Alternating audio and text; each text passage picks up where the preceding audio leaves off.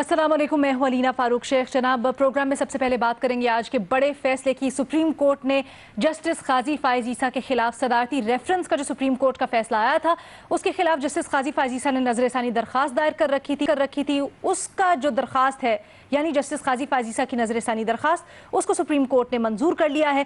ये जो तनासुब है मंजूरी का, ये है 6-4, यानी 6 जजेस ने हक में फैसला सुनाया है, 4 ने मुखालिफ राय दी है। और साथ ही साथ जस्टिस काजी फाइज ईसा ने अपील ये की थी अपनी नजरसानी दरखास्त में कि जो FBI को सुप्रीम कोर्ट ने हुक्म दिया था कि लंदन जायदादों से मुतल्लिक तफसीलात और तहकीकात करे, उसको नामंजूर किया जाए। आज हक में उनके फैसला आ गया है। इसके ऊपर हमारा सवाल कुछ यूँ है अपने एनालिस्ट से कि क्या हुकूमत इस केस में अपनी अमली पर गौर करेगी, और फिर केस को भी थोड़ा सा समझने की कोशिश करेंगे, क्योंकि 19 जून का ये फैसला था। थोड़ा सा रिकैप भी करते हैं। पैनल पर आज हमारा साथ दे रहे हैं हसन निसार साहब, रसूल बख्श रईस साहब, मजहर अब्बास साहब और मुनीब फारूक साहब हमारे साथ हैं।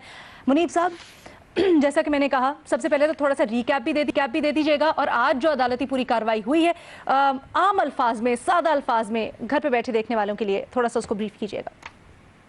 बिस्मिल्लाहिर्रहमानिर्रहीम। देखिए, ये जो रेफरेंस काजी फाइज ईसा साहब के हवाले से आया था, ज़ाहिरी बात है ये एक इसे प्रेसिडेंशियल रेफरेंस कहा जाता है, फिर ये सुप्रीम जुडिशल काउंसिल में गया।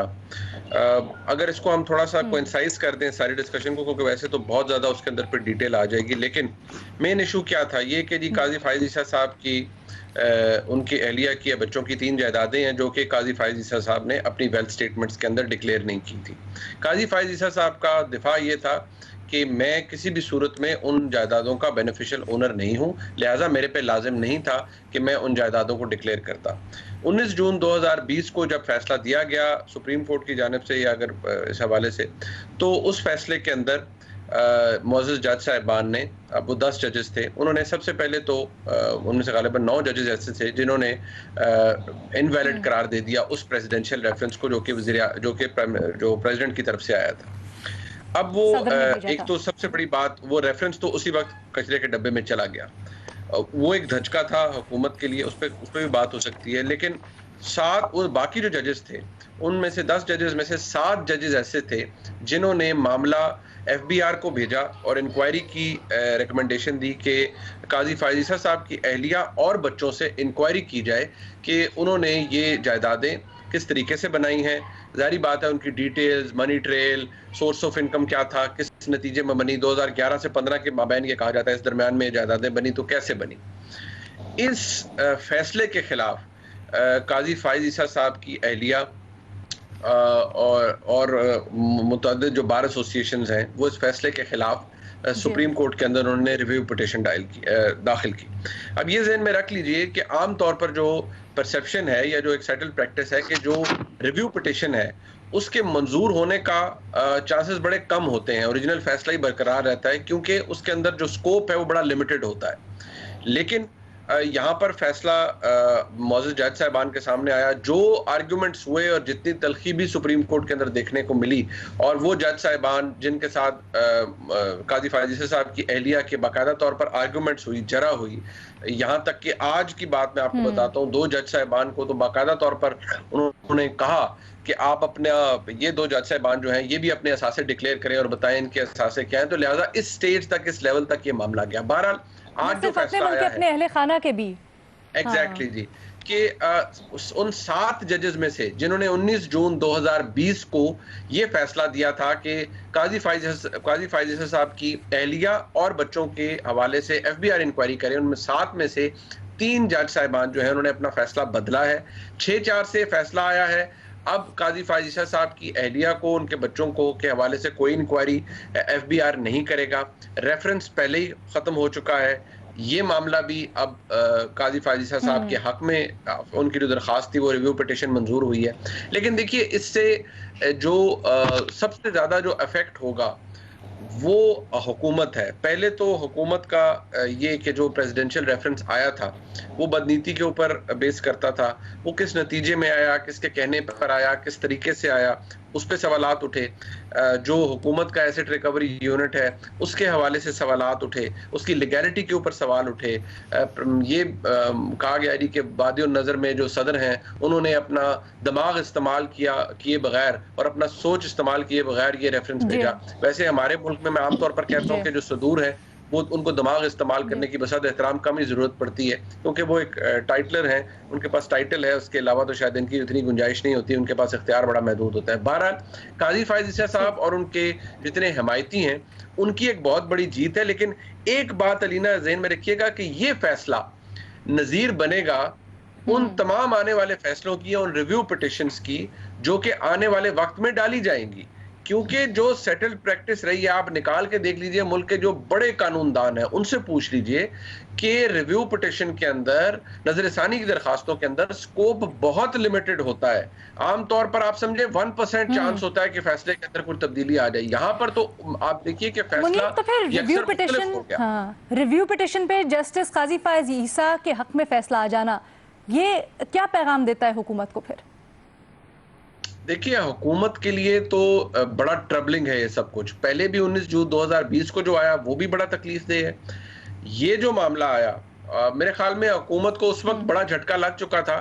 یہ ایک ایسا چیز تھی جس کے اوپر پوری حکومت ریلائی کر رہی تھی. لیکن میں سمجھتا ہوں اس کا ایک if you flip the argument تو اس کی ایک ڈارکر سائڈ بھی ہے جو کہ آنے والے وقت میں اس کا پتہ چلے گا کہ یہ شاید اتنا گدلا کر دیا ہے. اور جو سپریم کورٹ کے اندر جو کانسیپٹ تھا بردر ججز کا، اس کو بھی اس نے اتنی اس پورے معاملے نے بڑا دھچکا پہنچایا ہے.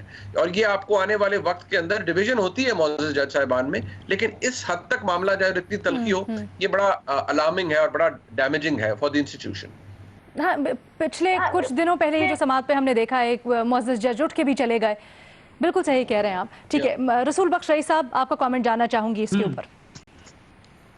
میرا خیال یہ ہے کہ ایک جو دھبا لگ چکا ہے ایک معزز جج صاحب کے بارے میں، امید تھی کہ وہ وقت کے ساتھ دھل جائے گا، لیکن جو آج فیصلہ ہوا ہے مجھے وہ تو پکا ہوتا ہوا نظر آ رہا ہے کہ میں ایک عام آدمی کے لیے جو آپ نے بات کیا، جو گھر میں لوگ بیٹھے ہیں ان کے لیے، میں کوئی قانونی موشگافیوں میں نہیں جانا چاہتا، لیکن مسئلہ کیا تھا کہ کوشش یہ ہو رہی ہے کہ فیصلہ تبدیل کرانے کے لیے کہ جو سپریم کورٹ نے یہ حکم دیا ہے FBI کو کہ ان کے خاندان جس میں ان کی بیگم صاحبہ ہیں اور بچے ہیں، ان کی جو لندن میں جائیدادیں ہیں وہ کیسے بنی، کب بنی، کتنے پیسے سے بنی، وہ کیسا کہاں سے آیا، کہیں اس کا کوئی تفصیل نہیں ملتی اور کبھی وہ ڈکلیئر نہیں کیے گئے جج صاحب کی طرف سے. تو یہ فیصلہ اس کے لیے وہ لڑے ہیں عدالت کے اندر جا کے. یہ تو روزانہ ہر قسم کے لوگ لڑتے ہیں عدالت میں کہ جو کچھ ہم نے بنایا ہوا ہے اس کے بارے میں آپ سوال نہ کریں. یہ حکومت کا کوئی فرض نہیں بنتا، یہ حکومت کا حق نہیں ہے کہ ہمارے بارے میں سوال کریں. ایشو یہ ہے کہ جو عدالتی کارروائی ہم دیکھتے رہے ہیں، باتیں وہاں پہ ہوتی رہیں، منیب نے بھی اس کی طرف اشارہ کیا ہے، تو مجھے تو ایسا لگتا ہے کہ وہاں پہ سیاست اور صف بندی ہے. تو اس سے کیا تاثر جاتا ہے ہمارے محترم جج صاحبان کے بارے میں.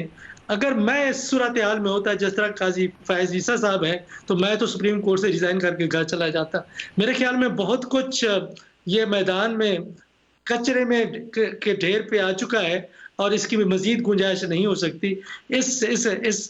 دیکھیں پھر تیسری بات یہ آپ دیکھیں کہ ایک دفعہ جج صاحبان فیصلہ دے چکے ہیں، پھر ریویو پٹیشن ہوتی ہے، پھر وہ جج جو پہلے فیصلہ دے چکے ہیں اس میں سے 2-3 منحرف ہو جاتے ہیں. تو اس سے کیا تاثر جائے گا سپریم کورٹ کے بارے میں اور ہماری عدلیہ کے بارے میں؟ میں تو اس کے بارے میں بہت رنجیدہ ہوں. ٹھیک، حسن نثار صاحب. لیکن باقی سب باتیں علیحدہ رکھیں، منیب صاحب نے بڑا ٹھیک طریقے سے ایکسپلین کر دیا. لیکن جو بات رسول بخش صاحب نے کی، میں یہی بات کرنا چاہ رہا تھا، اور میرے نزدیک اس سارے کیس کا اصل خلاصہ اور مغز یہی بات ہے جس کی طرف رسول بخش صاحب نے بڑا کھل کے واضح اشارہ کر دیا. میں اس میں کچھ ایڈ نہیں کرنا چاہ رہا. اصلی بات یہی ہے. مظہر صاحب کی طرف ڈیبیٹ لے کے چلتے ہیں. مظہر صاحب ٹھیک ہے. مظہر صاحب 2 بنیادی اختلافات اٹھائے ہیں فیصلے پر، رسول بخش رئی صاحب اور حسن نثار صاحب نے، کیا کامنٹ کریں گے اس کے اوپر؟ دیکھیے چیز اوریجنیٹ کہاں سے ہوئی تھی. ویسے جو سپریم کورٹ میں ابھی ان لوگوں نے دیکھا ہے، تو میں تو 98 میں 2 سپریم کورٹ دیکھی تھی 98 میں. ایک سجاد علی شاہ سپریم کورٹ لگایا کرتے تھے اور ایک اجمل میاں سپریم کورٹ لگایا کرتے تھے. ایک جگہ ہیئرنگ جو پٹیشن ایکسیپٹ ہوتی تھی، دوسری جگہ ریجیکٹ ہو جاتی تھی، دوسری جگہ ریجیکٹ ہوتی تھی، تیسری جگہ ایکسیپٹ ہو جاتی تھی. تو جن آنکھوں نے 2 سپریم کورٹ دیکھی ہوں چلتے ہوئے، وہاں میرے لیے یہ سپریم کورٹ اس وقت کی سپریم کورٹ कोई इसमें जो कुछ हुआ वो कोई नई बात नहीं है, बल्कि ये तो बहुत कम है। उस वक्त तो बाकायदा सुप्रीम कोर्ट लगती थी, 2 चीफ जस्टिस होते थे। दूसरी बात ये कि चीज ओरिजिनेट कहां से हुई थी? प्रेसिडेंशियल रेफरेंस से। प्रेसिडेंशियल रेफरेंस का क्या बना था? उसको रद्दी की पेपर टोकरी में उठा के फेंक दिया गया था ना। उसके बाद उसमें से एक चीज निकाली गई और उस चीज की इंक्वायरी की गई। मतलब ये कि जी इस तरह ना फेंका जाए, इसमें से कोई तो इफ और बट्स निकाले जाएं।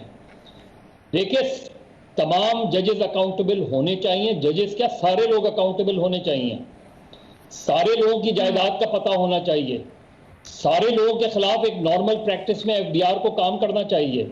इसको एम्पावर, एफबीआर में क्या करप्शन होती है ये अलग बात है, लेकिन इंस्टीट्यूशंस इसी तरह बनते हैं।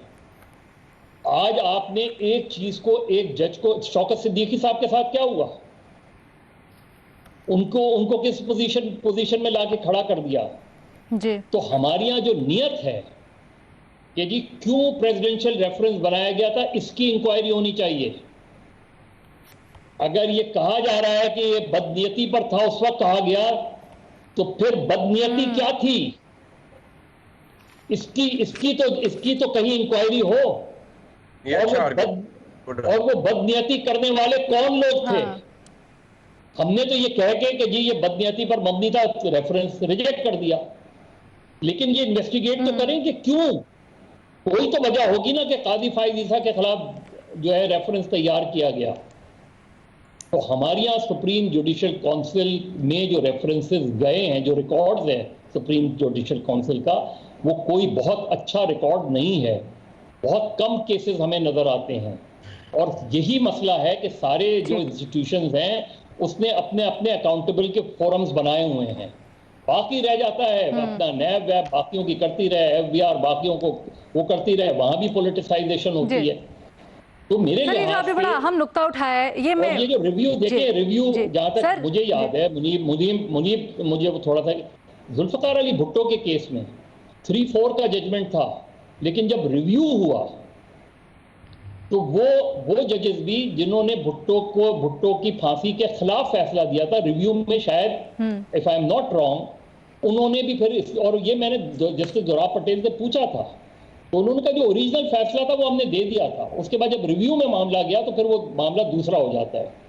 अच्छा ठीक है, एक और लीगल ओपिनियन ले लेते हैं। रीमा उमर साहबा हमें टेलीफोन लाइन पर ज्वाइन कर रही है। रीमा, गुफ्तगू चल रही थी हमारी ये कि हमारा आधा पैनल एक तरफ इस रेफरेंस के ऊपर और दूसरा एक तरफ है। जो इख्तलाफ उठाया है रसूल बख्श रईस साहब ने, वो बेसिकली ये कह रहे हैं कि इस फैसले से, इस पूरी एपिसोड से कम जजेस के एहतसाब की बात आगे चली है। आप इसको किस तरह देखती हैं और आपकी इस पर क्या राय? जी शुक्रिया लीना।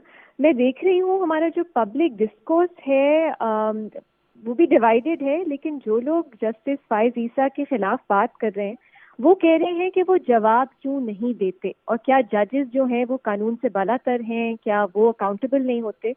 मेरा ख्याल है ये बात बिल्कुल दुरुस्त है कि जजेस अकाउंटेबल होते हैं, कानून उन पे भी उतना ही अप्लाई करता है जितना किसी और पे। लेकिन इस केस में तो जस्टिस फाइज ईसा ने सब जवाब दिए हैं जो उनसे पूछा गया है। हम भूल जाते हैं कि ये केस है क्या। केस जो है, जो ओरिजिनल रेफरेंस उनके खिलाफ बनाई गई थी, वो तो सुप्रीम कोर्ट ने अपने पहले फैसले में ही कह दिया था कि वो मैला फाइडे है इन लॉ, और उसको क्वॉश कर दिया था, खत्म कर दिया था। लेकिन फिर सुप्रीम कोर्ट ने एक नई जुरिस्डिक्शन इजाद की, इन्वेंट की, और एफबीआई के पास मामला भेज दिया और कहा कि वो अपनी रिपोर्ट जो है वो सुप्रीम जुडिशरी काउंसिल में भेज सकते हैं। अब आज का जो रिव्यू का फैसला है वो उस जुरिस्डिक्शन जो इजाद की गई सुप्रीम कोर्ट के फैसले से, उसके ऊपर है, और उन्होंने वो फैसला वापस लिया है जो बहुत अहम है मेरी नज़र में। अब देखिए केस क्या है, और हमारे व्यूअर्स को एक्सप्लेन करने के लिए आसान लफ्जों में समझा देते हैं। जस्टिस काजी फाइज ईसा के ऊपर कोई करप्शन के या मनी लॉन्ड्रिंग के या किसी किस्म के इल्जामात नहीं है। इल्जामात उनकी बीवी सरीना ईसा पे हैं। ठीक है, पहली बात तो ये हमें क्लियर कर देनी चाहिए कि सरीना ईसा, उनकी बीवी पे कुछ सवालात हैं और उनको जोड़ा जा रहा है जस्टिस फाइज ईसा से, और कहा जा रहा है कि जस्टिस फाइज ईसा की जो बीवी हैं उनके पास कुछ प्रॉपर्टीज थी और वो असल में जस्टिस फाइज ईसा जो हैं उनकी बेनामी प्रॉपर्टीज है। अब इसको इस्टेब्लिश नहीं किया गया लीना, ये स्पेकुलेशन है, ये एलिगेशन है, इसको कहीं पे किसी फोरम पे इस्टेब्लिश नहीं किया गया।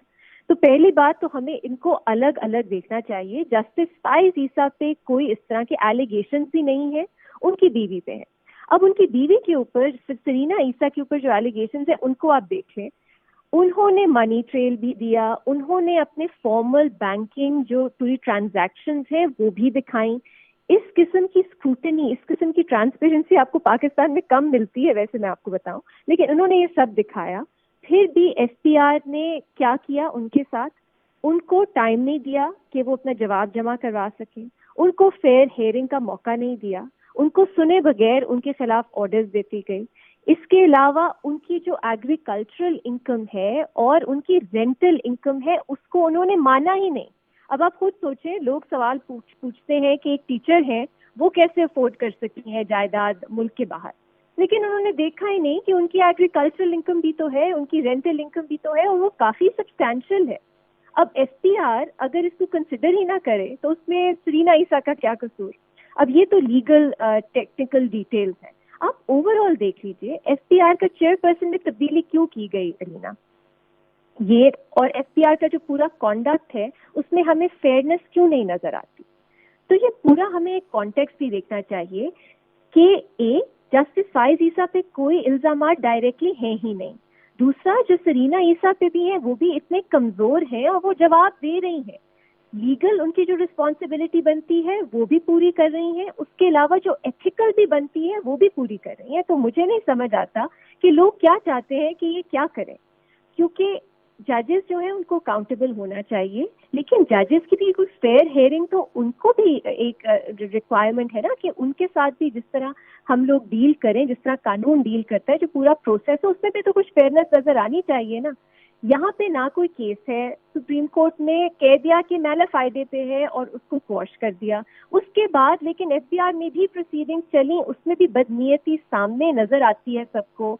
उनकी जो बीवी है किस तरह उनको ट्रीट किया गया एफबीआर की तरफ से वो भी हमें नजर आता है। उनके जो जवाब है उनको कंसिडर ही नहीं किया गया जबकि वो लीगली साउंड है। आप किसी भी टैक्स लॉयर से पूछ लें, उनके जवाब जो है वो कानून के मुताबिक है। अब क्या किया जाए, मुझे नहीं समझ आ रही कि क्या हम एक्सपेक्ट करते हैं कि अगर एलिगेशन लगे, क्या हम चाहते हैं कि इतना आसान हो जाए। रीना देखिए, एक कॉन्टेक्स्ट है जुडिशियल इंडिपेंडेंस के, जजेस की आज़ादी। अगर रियासत को कोई जज पसंद नहीं आता तो क्या वो उन पे किसी तरह की भी एलिगेशन लगा दे और कहे कि नहीं बस आप रिजाइन कर दो, ऐसे तो नहीं हो सकता। एक प्रोसीजर के तहत एक पूरा ये चलना चाहिए सिलसिला, और इसमें बिल्कुल ये गलत जो है डिस्कोर्स बनाया जा रहा है, नैरेटिव बनाया जा रहा है कि उन्होंने तो जवाब ही नहीं, ऐसा बिल्कुल नहीं है। उन्होंने जवाब दिए हैं, लेकिन कानूनी जिम्मेदारी पूरी करने के ऊपर उनसे एथिकल जिम्मेदारी भी उन्होंने पूरी की है, तो अब वो उसके ऊपर और क्या कर सकते हैं रीना। अब कोर्ट ऐसा तो नहीं कर सकता कि वो उनकी जो एथिकल कुछ सवालात लोगों के होंगे जिनकी कोई कानूनी बेसिस नहीं है उसके ऊपर उन्हें निकाल दें, क्योंकि ये एफबीआर का मामला नहीं है, ये उनके रिमूवल का मामला है। अगर कोड ऑफ कॉन्डक्ट का ब्रीच होता है, सुप्रीम जुडिशियल काउंसिल ये डिसाइड करता है कि उन्होंने कोड ऑफ कॉन्डक्ट ब्रीच किया है, तो पाकिस्तान में एक ही इसका ऑप्शन है कि आप जजेस को निकाल दो। तो कुछ तो थ्रेशोल्ड इसका होना चाहिए ना। ऐसा तो नहीं है कि आप एक बहुत वेग सा एथिकल इल्जाम लगा दो जिसकी कोई कानूनी रिक्वायरमेंट नहीं। Thank you so much Reema for putting things into perspective. बिल्कुल, हमारा पैनल कॉन्टेक्स्ट बहुत जरूरी है, कॉन्टेक्स्ट बहुत जरूरी है। जस्टिस फाइज ईसा कौन है, उनके फैसले कैसे हैं, इन सबको हमने सामने रख के देखना है कि प्रोसीडिंग्स का कॉन्टेक्स्ट क्या है। तो बिल्कुल एक आउट ऑफ बिल्कुल ठीक रीमा, आपकी राय आ गई, आपका पॉइंट आ गया, सारे दलाइल आ गए, बहुत जबरदस्त। हम इसीलिए चाह रहे थे क्योंकि हमारा पैनल बटा हुआ था कि एक और लीगल ओपिनियन ले ले इसके ऊपर और चीजों को पर्सपेक्टिव में करे। ठीक है, छोटी सी एक ब्रेक लेनी है।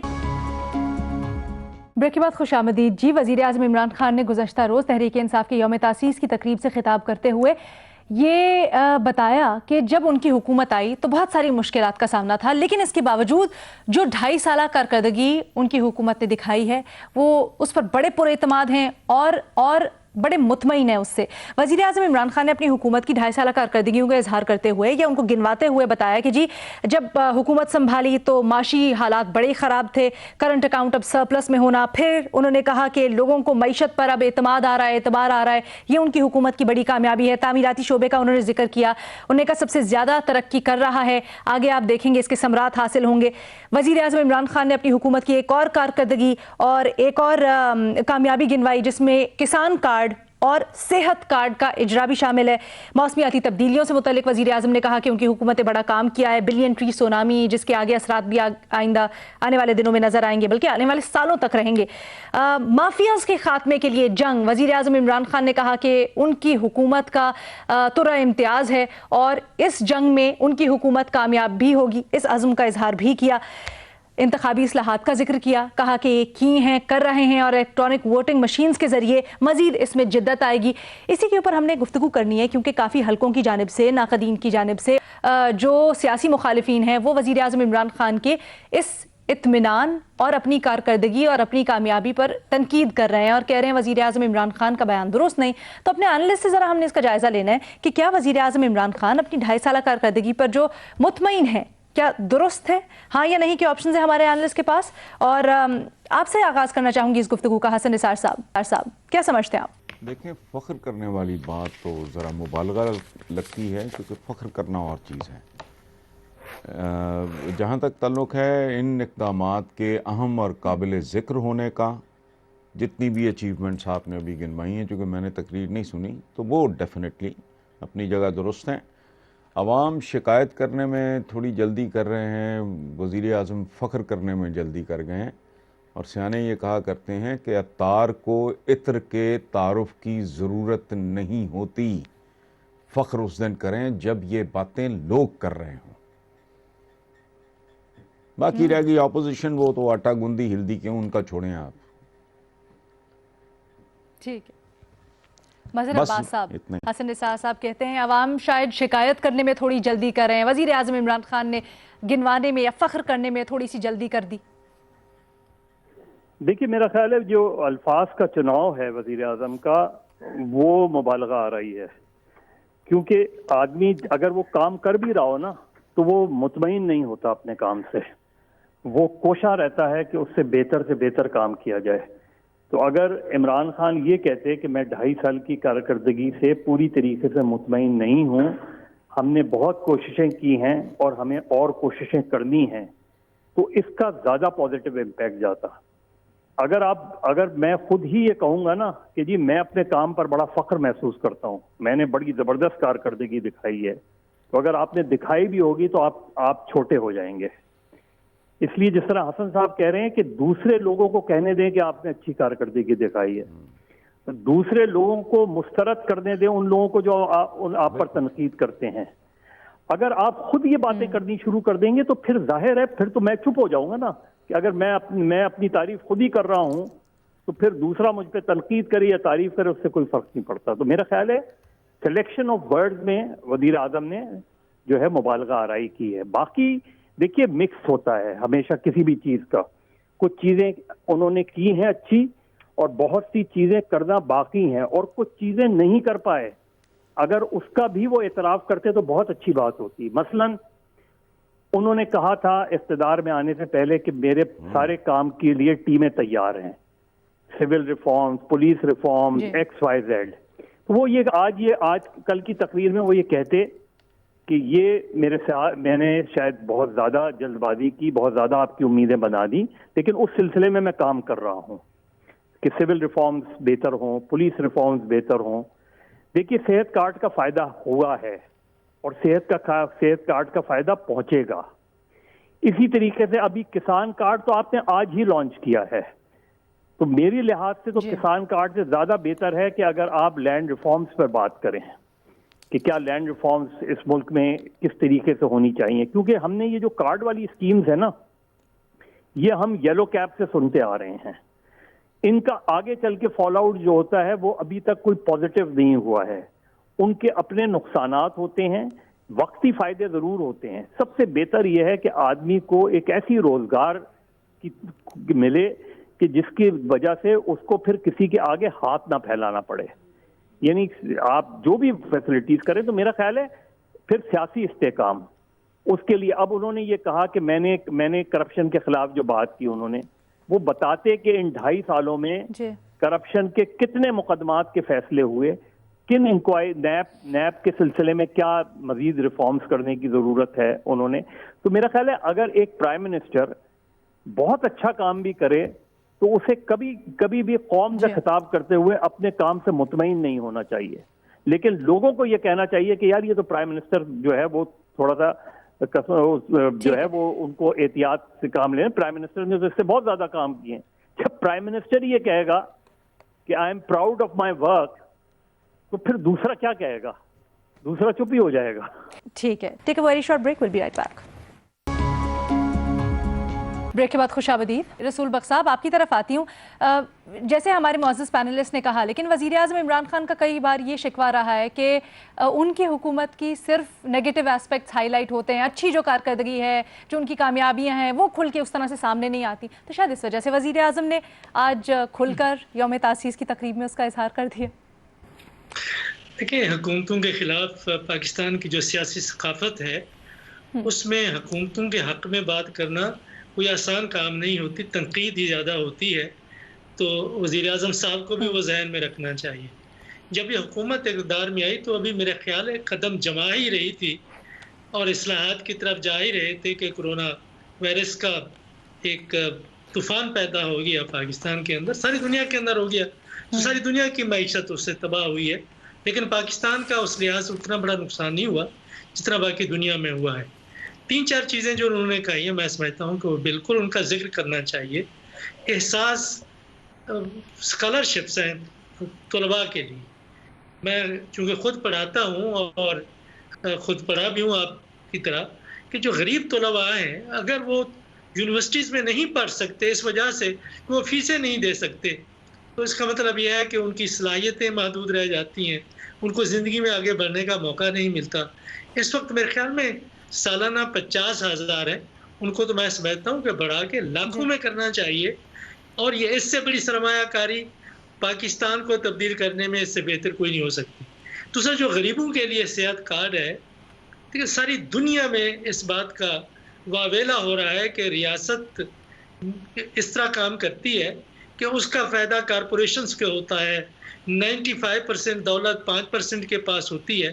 جو انیکویٹی ہے اور انیکوالٹی ہے ہماری سوسائٹی میں, اس کو ختم کرنے کا کوئی ایک طریقہ تو یہ ہے کہ کم از کم جو پسا ہوا طبقہ ہے اس کو تو کچھ دیں تاکہ اس کا کچھ سہارا بنے. بے نظیر انکم سپورٹ پروگرام بھی بہت اچھا ہے. احساس پروگرام صحت کا ہو, کسانوں کے لیے ہو یا دیگر عوام کے لیے ہو, وہ بھی بہت اچھا ہے. جو ایک سرمایہ دارانہ نظام ہے, اس کی مثال امریکہ ہے کہ اس وبا کے دوران انہوں نے کھربوں ڈالر کی امداد اپنے شہریوں کو دی ہے, اور اس میں کوئی اتنا بڑی تخصیص نہیں کی کہ کسی کی انکم کیا ہے کیا نہیں ہے. ٹیکس چھوٹ علیحدہ دیے ہیں کہ سہارا دینا حکومت کا وسائل محدود بھی ہوں تب بھی دینا بڑا ضروری ہے. اور اس حکومت نے جہاں تک کہ ویلفیئر اسٹیٹ کا تعلق ہے, انہوں نے بہت اچھے اقدامات کیے ہیں. ایک چیز جو عام طور پہ ہماری نظریں نہیں دیکھ سکتی وہ درختوں کا ہونا ہے. میں اسلام آباد میں دیکھ رہا ہوں, بڑے عرصے سے دہائیوں سے یہاں رہ رہا ہوں, کہ جتنا شجر کاری میں نے اسلام آباد میں پچھلے 2-3 سال میں دیکھی ہے اتنا تاریخ میں نہیں دیکھی ہے. اور میں جنگلات میں بھی گیا ہوں, مختلف علاقوں میں بھی گیا ہوں. یہ گریننگ پاکستان کی, یہ ہمارا فیوچر ہے.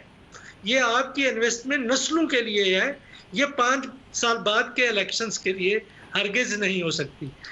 تیسری بات میں اکانومی کے حوالے سے کرتا ہوں کہ جب مسلم لیگ نون کی حکومت گئی تو آپ کا جو ڈیفیسٹ تھا, کرنٹ اکاؤنٹ ڈیفیسٹ تھا, وہ تقریباً کچھ 20-25 بلین ڈالرز کا تھا. اتنا ارب ڈالر کا آپ کہاں سے لے آئیں گے؟ ظاہر ہے آپ کو بارو کرنا پڑا دوستوں سے ادھر ادھر سے تاکہ آپ ڈیفالٹ نہ کریں. آپ سرپلس میں جا رہے ہیں. تو یہ کوئی ایسا تو نہیں ہوتا. حکومت کی پالیسی ہے کہ جو غیر ضروری درآمدات ہیں آپ ان کو محدود کریں, اپنی برآمدات کو بڑھائیں. اتنا نہیں بڑی جتنا بڑھنی چاہیے لیکن بڑی ضرور ہے. استحکام آیا ہے کہ ڈالر ایک دفعہ پتہ نہیں کہاں پہنچ گیا تھا، اب کم از کم اس کی وہ اڑان ختم ہوئی ہے، نیچے آنا شروع ہوا ہے۔ ایک بات جو میں سمجھتا ہوں کہ پاکستانی جو باہر کے پاکستانیز ہیں، جو روشن ڈیجیٹل اکاؤنٹس ہیں، کہ 4-5 مہینے کے اندر آپ نے $1 ارب اکٹھا کر لیا ہے۔ کہ اکٹھا اس طرح کیا ہے کہ انہوں نے بجائے اس کے کہ وہ امریکہ کے یا برطانیہ کے کسی اور بینکوں میں رکھتے، یہاں انہوں نے رکھا ہے، تو اس سے ہمارے پاکستان کی کرنسی میں روپے میں طاقت نہیں۔ میرے خیال میں یہ مثبت ہے، لیکن میں آخر میں یہ بات کہنا چاہوں گا کہ دیکھیں یہ ایک مکسڈ بیگ ہوتا ہے، مکسڈ پرفارمنس ہے، بہت اعلیٰ بھی نہیں ہے، بہت بری بھی نہیں ہے۔ جس قسم کے مسائل ہیں اس میں ہم صرف تیرنے کی طوفان میں تیرنے کی اور بچنے کی کوشش کر رہے ہیں، ابھی وہ فخر کی بات نہیں ہے اور نہ کرنی چاہیے۔ فخر کی بات نہیں ہے، ٹھیک ہے، اوکے جی۔ منیف فاروق صاحب دیکھیے، پہلی تو بات یہ جو سب باتیں کہی گئی ہیں میں ان سے ایگری بھی کرتا ہوں۔ میرے خیال میں یہ it's a matter of perspective. آپ جب وزیر اعظم کی کرسی پر ہوتے ہیں اور عمران خان صاحب ان کی پوری حکومت ان کے ساتھ اور ان کی جماعت کے ساتھ ایک سنڈروم اٹیچڈ ہے، اور وہ ہے سیلف رائٹیسنس کا، خود پسندی کا۔ جب آپ خود کو اتنے مورلی ہائی پیڈسٹل کے اوپر پلیس کرتے ہیں اور آپ سمجھتے ہیں کہ you are better than the rest, اور آپ بہت زیادہ نیک ہیں اور ایماندار ہیں اور آپ کی ٹیم بڑی ڈیڈیکیٹڈ ہے، تو پھر آپ you are prone to making such statements. تو عمران خان صاحب نے بھی وہی کیا، عمران خان صاحب نے یہ فرما دیا، لیکن as a matter of fact جس طرح باقی صاحب نے فرمایا ہے، یہ کوئی دوسرا تعریف کرے تو تب بات بنتی ہے، سمجھ بھی آتی ہے، یا عوام کے اندر یہ پرسیپشن چلا جائے کہ حکومت کے اندر بڑی بہتری آ گئی ہے۔ لیکن اگر آپ خود اپنے منہ میاں مٹھو بنیں گے اور کہیں گے کہ جی مجھے بڑا فخر ہے، تو جہاں آپ فخر گنوائیں گے وہاں لوگ ایسی باتیں بھی آپ کی پچھلی 2.5 سال میں سامنے رکھیں گے جس پر شاید آپ کو شرمندگی بھی ہو۔ لیکن اوور آل میں سمجھتا ہوں کہ عمران خان صاحب کی حکومت کا جو سب سے بڑا چیلنج رہا ہے وہ اپنے ہی کیے ہوئے وعدے اور باتیں ہیں جو ان کے سامنے ان کو ہانٹ کر رہے ہیں، کرتے رہے ہیں۔ اور اگر عمران خان صاحب کی حکومت اپنے ٹوٹل جو ان کا سیٹ ایجنڈا تھا اس کا 50% بھی افیکٹو ڈیلیور کرنے میں کامیاب ہو جاتے ہیں، تو پھر عمران خان صاحب کے بارے میں یہ کہا جا سکے گا کہ ویل پلیڈ، ٹھیک بات ہو گئی۔ لیکن ابھی فوری طور پر عمران خان صاحب کا خود یہ کہہ دینا کہ مجھے فخر ہے، ابھی فوری طور پر کچھ نہیں، ٹھیک ہے جی، ٹھیک ہے۔ ہمارے تمام تجزیہ کار ابھی اس کے اوپر کوئی آپشن نہیں ہے، ایک چیز کہتے ہیں کہ جی تعریف وہ ہے جو عوام کرے حکومت کی اور حکومتی کارکردگی کی، لیکن ابھی اٹس ٹو ارلی ٹو سے اینی تھنگ کہ وزیر اعظم کو فخر کرنا چاہیے اپنے 2-2.5 سال کے اوپر کہ نہیں۔ آگے والے سالوں میں دیکھتے ہیں، آنے والے سالوں میں، اور پھر آف کورس الیکشن 2023 میں کہ کیا اس حکومت نے پرفارم کیا۔ اس کے بعد تجزیہ کار بھی ہمارے یہی ہیں، تجزیے بھی ہوں گے، تبصرے بھی ہوں گے۔ آپ سے اجازت چاہیں گے، اللہ حافظ۔